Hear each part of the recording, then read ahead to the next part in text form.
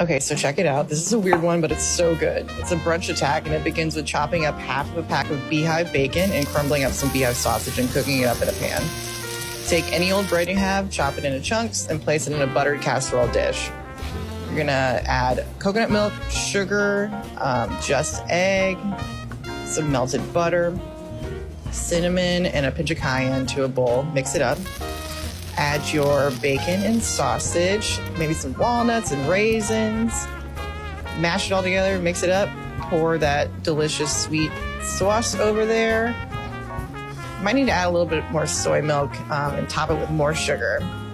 You're gonna cover it and bake it at 375 for 30 minutes and then uncovered for 15. This is awesome. Sweet, savory, salty, epic. Just a real nasty good brunch item. Enjoy.